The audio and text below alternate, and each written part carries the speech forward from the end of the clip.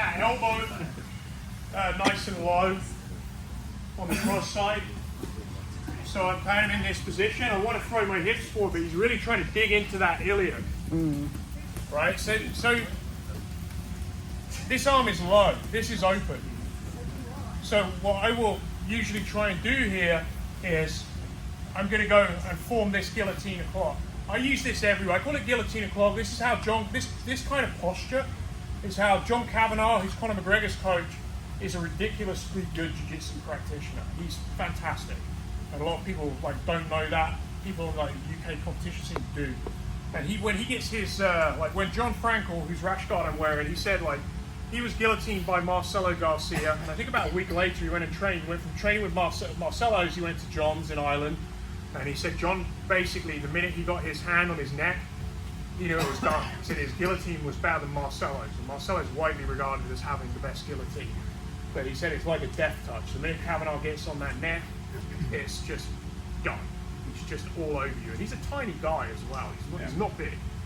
So we made him look small. We made him look small as well.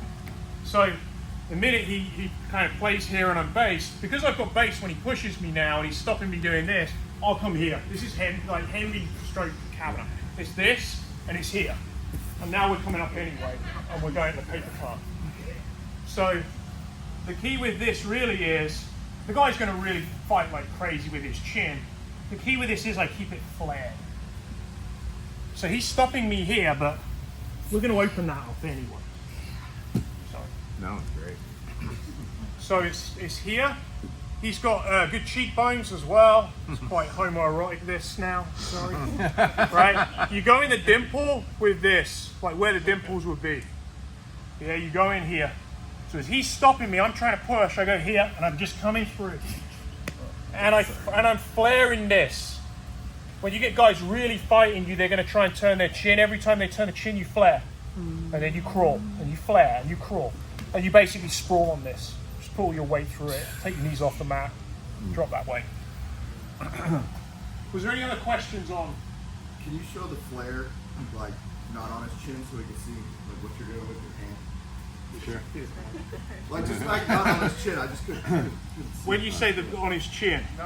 Like when you're coming around his neck. Oh yeah, so it drops in. It's like it drops in, and people will try and turn. When you're fighting, people will try and turn, and every time they turn, I flare, I open. I don't worry about the connection, too much. I don't take it off, but I'm not trying to just drive this through because he can turn his chin that way.